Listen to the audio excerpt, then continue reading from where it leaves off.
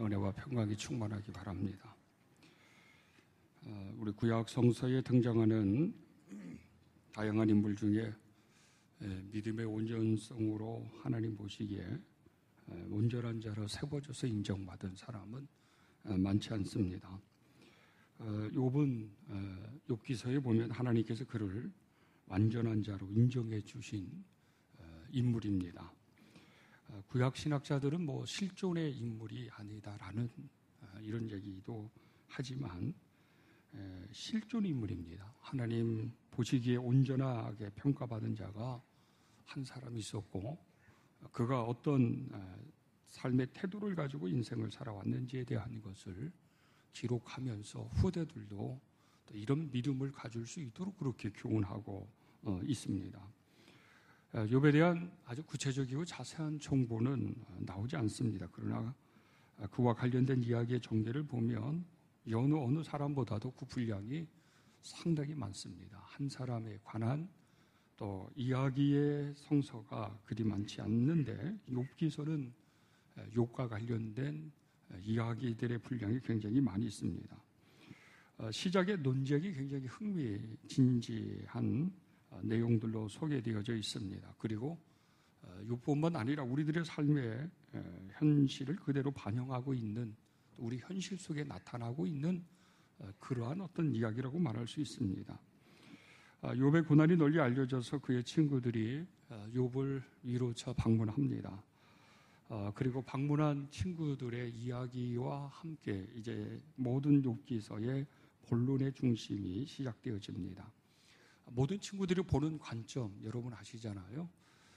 그만한 이유가 있다. 내가 하나님 앞에 범죄했기 때문에 인생의 고난, 또 하나님의 이런 징계를 받는 것이다. 아들들이 갑자기 죽임을 당하고 종들도 사라지고 가산의 모든 것도 기울어지고 욥이 처참할 정도로 또 이 질병을 갖게 되어집니다. 한순간에 복의 모습이 쇠해진 모습으로 그렇게 전락되어졌습니다.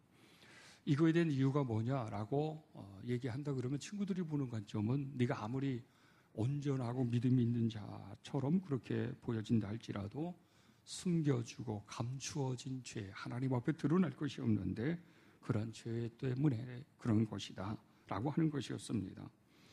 욥은 말이죠, 가만히 생각해 보니까 그 말이 동의도 될 수 있지만 그 말에 동의할 수 없는 자신의 입장이라고 하는 것이 있습니다.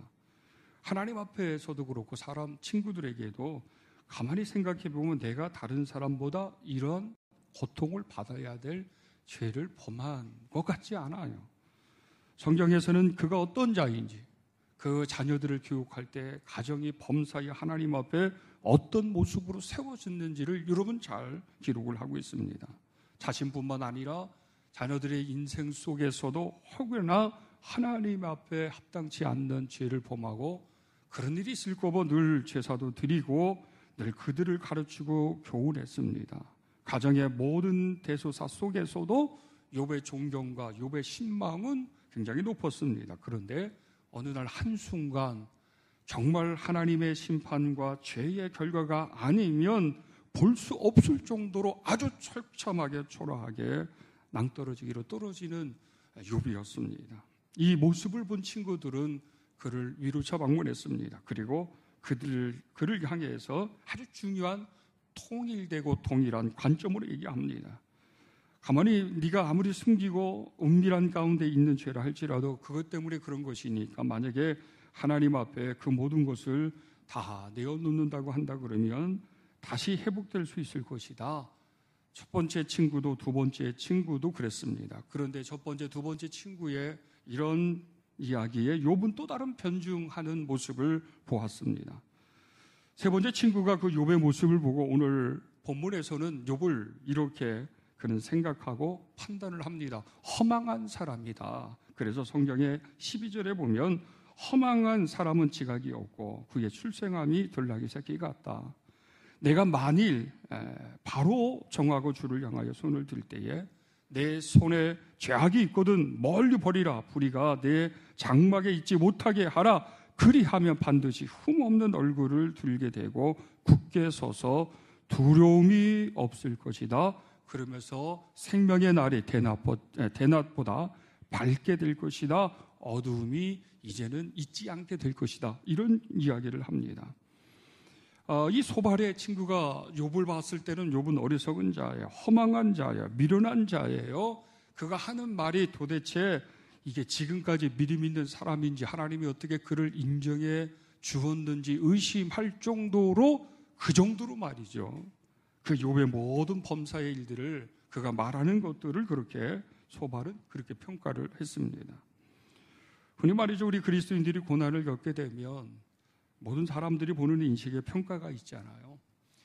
그 모든 인식의 평가가 우리 그리스도인들은 흑백 논리가 있습니다. 다 이유가 있다고 하는 것입니다. 행여나 혹 숨겨진 죄로 인한 징계가 아닐까라고 하는 이런 시선들, 이런 눈총들이 있습니다. 구약의 전통과 신약의 전통에서도 어떤 안진병이 소경이 시각장애가 되고 그리고 문둥병이 걸리고 그러면 이건 반드시 조상의 죄이든지 이 사람이 당대의 어떤 큰 죄 때문에 그런 거다라고 하는 그런 어떤 시각적 전례가 있었어요. 관습이 있었어요. 그것이 모든 것을 판단하는 어떤 기준이었습니다. 그래서 시시때때로 예수님 시대에도 어떤 질병을 통해서 고통을 당하고 있는 사람들을 종교 지도자들이 봤을 때 조상의 죄 때문에 그럴 것이다 라고 하는 이런 묵시적인 통용이 있었습니다.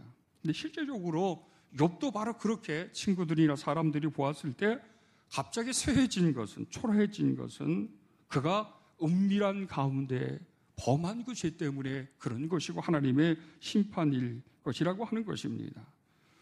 이런 눈총 속에서 왠지 그 말을 들으면 우리가 의기소침해지고 맞아 그런 것 같아.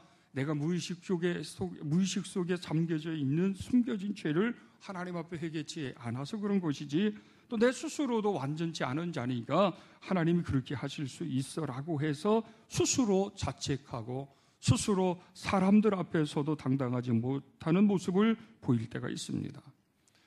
여러분 요즘 우리 기독교가 그렇지 않습니까? 코로나로 인해서 사람들이 보는 기독교인들이나 기독교, 교회라고 하는 단체가 상당히 정부를 거슬리고 그리고 아주 무식하고 비협조적인 혐오적인 그런 시각으로 볼 때가 많이 있어요. 이게 안 믿는 사람들도 세상 안 믿는 사람들도 그렇지만 믿는 사람들도 그럴 때가 있어요. 코로나 확진자가 연계성을 가지고 그 연계성 중에 교회와 연관이 되어지면 봐 교회는 원래 저런 거야. 그리고 사람들이 다 한 소리로 다 비판하고 정죄하는 그런 모습을 보이게 되어집니다. 그런 얘기를 들을 때마다 우리 스스로 더 조심할 걸 의기소침해서 또 우리 스스로 자존감도 낮고 눈치를 보는 그런 분위기, 그런 환경 속에 우리는 지금 살아가고 있습니다. 그러나 여러분 그거 아세요? 욥도 그렇지만 인생사가 되어지는 일들 가운데 속에서 어찌 우리가 생각하는 대로 뜻대로 되어질 수 있겠습니까? 교회만 그럴 것인가요? 꼭 교회만 그런 것이 아닙니다.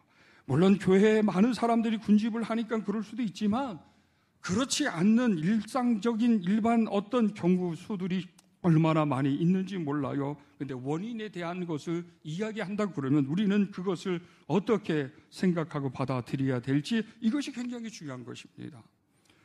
엄밀히 따져보면 인간은 말이죠. 하나님의 은혜로 존재하는 사람들입니다. 이 하나님의 은혜로 존재했다고 하는 것은 뭔가 은혜 받을 만한 자격이 있어서가 아니에요. 자격 자체가 없어요. 왜 그렇습니까? 우리는 태어날 때서부터 원죄를 가지고 태어나잖아요. 유전죄예요. 그리고 스스로 살아가면서 짓는 자범죄가 있습니다. 이 자범죄는 내가 노력하고 내가 조심해서 덜 지을 수가 있어요. 그러나 여전히 원죄나 자범죄 때문에 우리가 하나님의 심판을 받습니다. 하나님의 진도 속에 세워졌습니다. 그래서 그리스도의 은혜 아니고서는 원죄나 자범죄가 용서를 받아 의로운 자로 불려주고 인정되어 거룩하신 하나님, 죄가 없는 그 나라에 그 은혜가 아니고서는 들어갈 수가 없어요. 그렇기 때문에 우리가 완전하다고 말할 수 있는 자가 없어요. 모든 사람들의 존재는 그저 하나님 은혜 속에 존재합니다. 그 은혜로 살아가고 있는 것입니다. 또 하나는 하나님의 돌보심 아니겠습니까? 하나님의 돌보심 속에 우리가 존재하고 하나님의 돌보심으로 말미암아 우리가 지금 살아가고 있는 것뿐입니다. 만사가 인간의 생각대로, 인간의 어떤 기준의 판단대로 옳고 그름의 문제, 틀리고 맞는 문제, 합당하고 합당치 않는 이런 것을 통해 되어지는 것은 아닌데도 불구하고 우리는 늘 스스로 우리 인생과 역사를 그런 식으로 판단하고 그 판단이 인간의 자만심과 오만심을 갖게 하는 것들이 얼마나 많이 있는지를 모릅니다. 합리성을 얘기합니다. 정의를 얘기합니다. 공의성을 얘기합니다. 그러나 그런 이야기를 하면 할수록 우리 스스로 인간들이 얼마나 많은 또 오류 속에 갇히게 되어지고 분쟁과 논란을 일으키는 경우들을 많이 볼 수가 있습니다. 아무리 완벽하려고 해도 완벽하지 않습니다. 아무리 온전하려고 해도 온전할 수 있는 사람은 한 사람도 없어요. 그런데도 여러분 그거 아세요? 완전하거나 온전하지 않는데 하나님께서 그리스도를 통해 우리에게 주신 그 기업은 완전하고 놀라울 수밖에 없습니다. 이 상속된 기업을 받을 수 있는 자격을 우리에게 주셨기 때문에 우리는 그 은혜 속에 또한 감사하며 살아갈 수밖에 없습니다. 소발은 욥의 태도와 그의 변증이 어리석었다고 생각되어졌습니다. 천박한 것으로 생각하고 허망한 지혜와 지식이 욥을 무너지게 하는구나 그렇게 생각했습니다. 욥에 대한 분노적인 마음, 또 그를 훈계하고 욥이 자신의 친구들이 말을 들을 때에는 스스로 그런 것 같은 생각을 가질 수 있으나 여러분 지금의 현실적 상황에서 가장 필요한 것이 무엇입니까? 욥의 사건에 대한 해석입니까? 그 사건에 대한 해석을 통해 이유를 찾고 이유를 해결해서 다시 회복하고 치유하는 것이 본질의 문제일까요? 여러분 어떻게 생각하십니까? 우리가 봤을 땐 그게 본질의 문제인 것 같아요. 그러나 본질은 그것보다 더 먼저 우선시해야 될 것이 있습니다. 욥의 아픔과 그 상처예요. 욥의 아픔과 상처가 이유가 어디서 왔냐? 무엇 때문인가? 라고 하는 것, 이것 자체보다도 지금 욥이 당하고 있는 말할 수 없는 고통, 절망, 이것을 조금이나마 위로할 수 있는 그 위로가 옳고 그름보다도 더 우선적인 본질이 될 수밖에 없다는 것입니다. 우리 사람들이 어울려 살아가면서 여러분의 인생을 살아갑니다. 우리는 다 어울려서 또 다른 인생의 역사를 만들어갑니다. 그러나 그 모든 인생의 역사 속에서 지금 현재적인 상황에서 사람과 사람의 관계를 맺으며 살아가는데 여러분 지금 현 상황에서 우리에게 가장 필요로 하는 것이 무엇입니까? 지금의 문제에 대한 해석과 대응적인 방법을 찾아내고 새로운 신지식과 신과학을 통해서 인류 역사의 진보를 만들어 나가는 것일까요? 여러분 많은 미래학자들이나 경제학자들이나 정치인들은 그것을 목표로 합니다. 사실은. 그러나 그것보다도 더 우리가 잃어버리기 쉬운 것은 현재 우리 모든 사람들과 이 지구촌 속에 되어지는 일들 때문에 갖는 고통의 문제 아니겠습니까? 아픔의 문제 아니겠습니까? 이 고통의 문제, 이 아픔의 문제가 이유가 뭐냐? 왜 그것을 지켰냐, 지키지 못하느냐, 옳으냐, 그러냐? 이런 것은 나중의 문제. 아무리 우리가 논쟁을 하고 찾아내서 대응할 수 있는 것들을 만들어낸다 할지라도 역시 그 속에서 또 우리는 또 다른 모순 속에, 혼돈 속에 스스로의 분쟁과 다툼에 빠지는 그런 약함을 우리는 가지고 있습니다. 지금 소발이 맞는 얘기를 합니다. 그러나 여러분 생각해 보세요. 소발이 가만히 첫째, 둘째 친구들이 와서 말을 했는데 거기에 대한 변증을 욥을 내고 욥의 이야기를 들어보니까 소발의 입장에서 참 믿음 없고 허망하고 어리석고 미련한 이야기만 자꾸 변론처럼 하는 것입니다. 아니요, 변명처럼 하는 것이에요. 그러니까 소발이 볼 때 욥은 허망하고 미련하고 천박하기 그지없는 것으로 보여진 것이었습니다. 그러면서 더 화를 돋구는 진짜 진리 같은 얘기를 바로 오늘 본문에서 하고 있는 것입니다.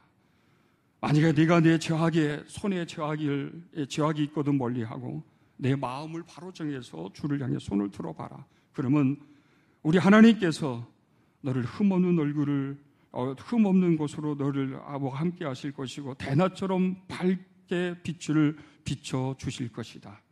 내 인생은 희망이 있게 될 것이다. 이런 이야기를 하는 것입니다. 그러나 이 말이 맞아요.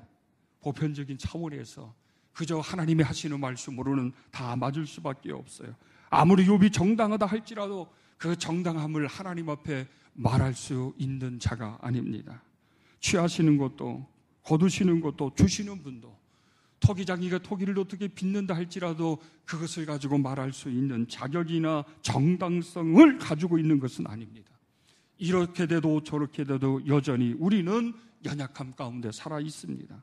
살아가고 있습니다. 그리고 어떤 사건들이 일어나도 그 사건들의 이유가 죄 때문에 그런 것이든 죄가 아니든지 간에 일어날 수 있는 일인데, 우리는 그것보다도 우리는 하나님의 은혜 속에 존재하고 있다고 하는 사실, 우리는 하나님의 은혜로 살아가고 있다고 하는 사실, 우리는 하나님의 돌보심 속에 존재하고 있다고 하는 사실, 우리는 하나님의 돌보심으로 말미암아 살아가고 있다고 하는 사실을 여러분 알 수 있어야 합니다.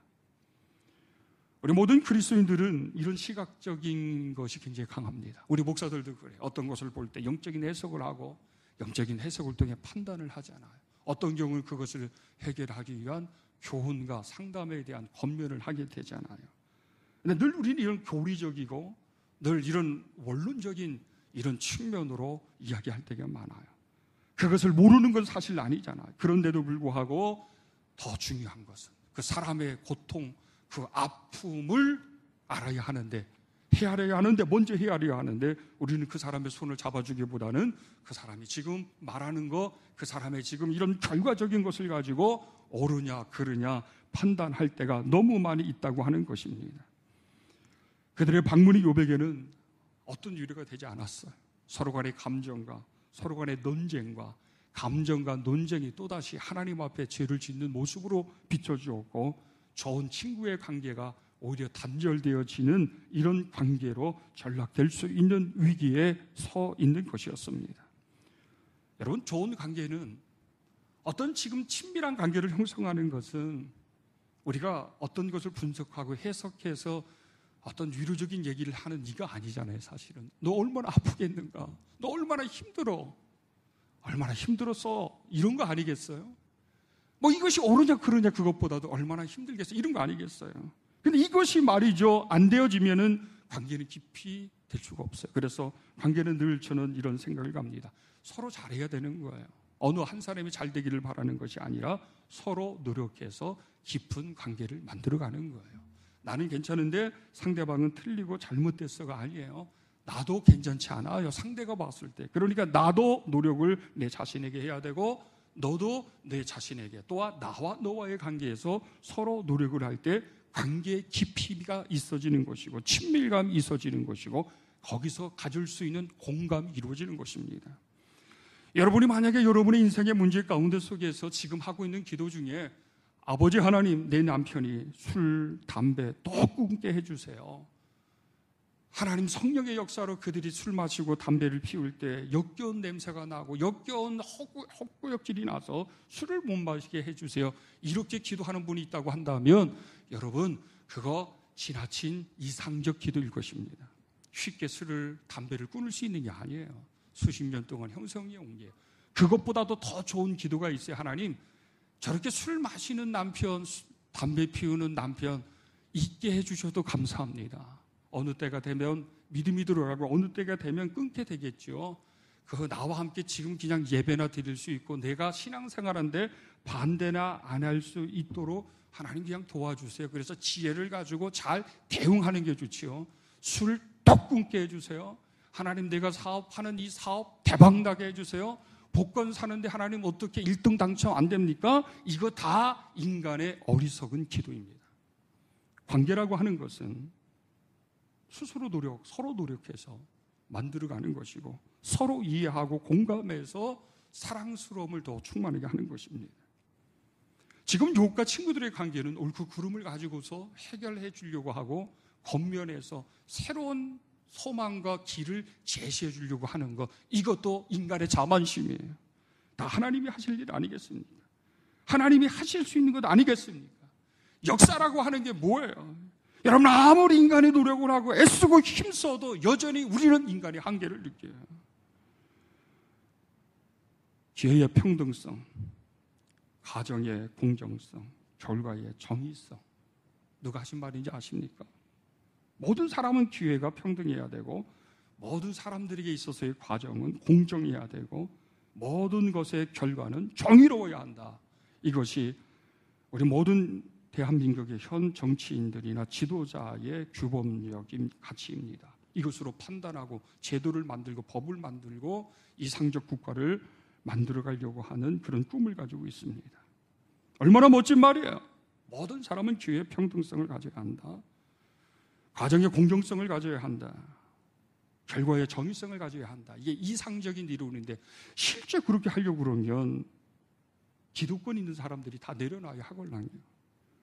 과정에 있어서 학연이나 인간의 어떤 감정 이런 개입되지 말아야 되거든요. 이왕이면 내 자녀 뽑고 싶은 게 부모의 마음 아니겠어요? 내가 아는 사람 이왕이면 조금 더 점수 줘서 좀 하려고 하는 게 사람들의 기본적인 거 아니겠어요? 그러나 이런 감정을 초월해서 성숙한 사고와 정신과 판단을 가지고 공정하게 행할 수 있는 사람, 그리고 모든 사람들이 다 평등한 기회를 통해서 무엇인가를 가질 수 있다고 하는 게 이게 말이죠.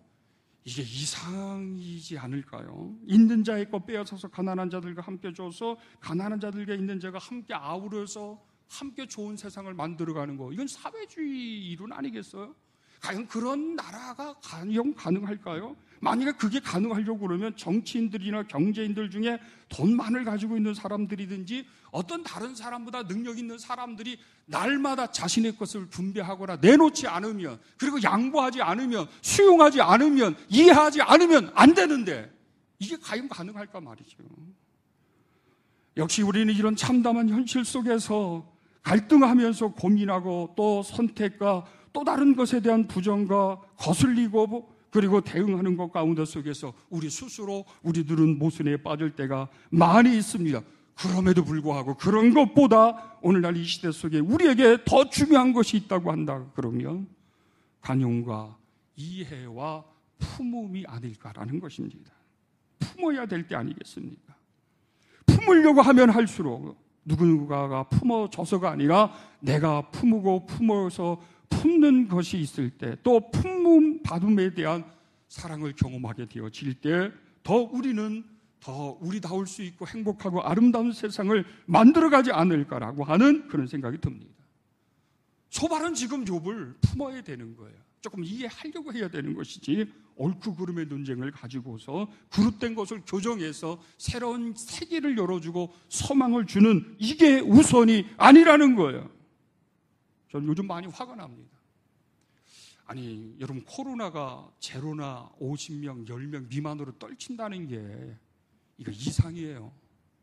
완전히 고립 속에서 사회적인 노출을 하지 않는 이상은 단절된 것을 1년이나 2년 백신이 개발되고 치료제가 개발되기 위해서 그때까지 고립적으로 모든 것들을 개방하지 않고 관계를 맺지 않고 그러면 한 10명 하루에 5명 아니면 제로를 만들 수 있으나 여러분 그렇게 기대한다는 것 자체가 이상입니다.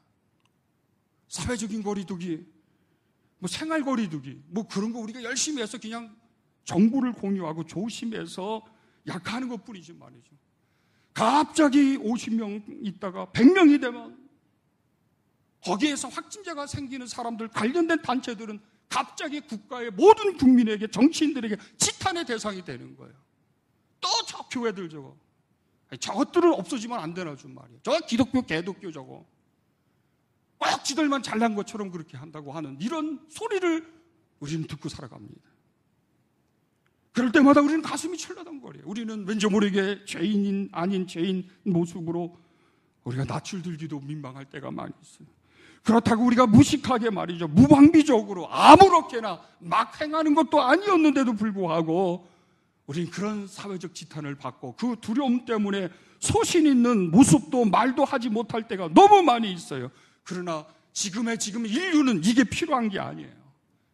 통계가 필요하고 뭔가 통계를 통해서 위기감을 조성하고 그리고 그것을 대응하기 위해서 스스로 무엇인가를 관리 감독하고 이런 게 중요한 것이 아니에요. 품어야 될 때 아니겠습니까? 서로 간에 격려하고 지지하고 이해해서 지금의 위기를 넘어서기 위한 그런 어떤 분위기를 만들고 그런 말과 그런 제도적 시스템을 권면해야 될 때 아니겠습니까? 누가 코로나가 여러분 걸리고 싶은 사람이 어디 있어요? 누가 코로나와 연관되어져 가지고 가정이나 사업장이나 교회가 말이죠, 지탄을 받고 싶어하는 그런 사람들이 어디 있겠어요? 한 사람도 없어요. 그럼에도 불구하고 우리는 늘 우리만의 사회적인 통념과 관습이라고 하는 그 잣대를 가지고서 판단하고 옳고 그름을 따지고 그리고 정죄하는 이런 일들을 통해서 오히려 하나님 앞에서나 사람들 가운데 속에서 어리석고 허망한 모습을 보일 때가 많이 있습니다. 소발의 말 중에 우리는 이 말씀에 집중해야 합니다. 하나님의 오묘함을 어찌 능히 측량하며 전능자를 어찌 능히 완전히 알겠느냐. 이 7절의 말씀은 소발이 욥에게 하는 말이에요. 욥아, 너 정신 차리라는 거예요. 그러나 여러분, 이 소발 자체도 모든 인간은 하나님의 오묘함을 어찌 능히 우리가 측량할 수 있겠습니까? 전능자를 어찌 능히 안다고 말할 수 있겠습니까? 이것은 완전한 자나 완전하지 않는 자나 진리적으로 도덕적으로 규범에 초월을 해서 성인처럼 살아가는 사람이나 날마다 죄를 범하면서 지탄을 받는 사람이든지 간에 우리는 이 역사 안에 존재하는 인간으로서 하나님의 오묘하심을, 숨겨진 하나님의 사랑과 긍휼과 관용을 알 수 있는 자가 없어요. 단 우리는 하나님의 은혜 속에 세워진 존재들입니다. 단 우리는 그런 하나님의 은혜로 살아가고 있는 것뿐입니다. 단 우리는 연약하고 완전하지 않기 때문에 하나님의 돌보심을 받아야 세워진 존재일 수밖에 없습니다. 그 하나님의 돌보심으로 살아가고 있는 존재들입니다. 이것이 먼저라고 하는 사실을 생각하게 되어질 때 주님의 은혜는, 하나님의 은혜는, 감추어진 하나님의 또 다른 섭리는 클 수밖고 높고 넓을 수밖에 없습니다. 이런 큰 은혜, 큰 그런 하나님의 은총을 우리가 깊이 생각하면서 우리가 함께 위로와 격려와 지지와 품음을 통해서 이 아픈 현실을, 이 고난과 역경을 이겨나갈 수 있는 저와 우리 모든 주의 성도들이 되시기를 간절히 축원합니다.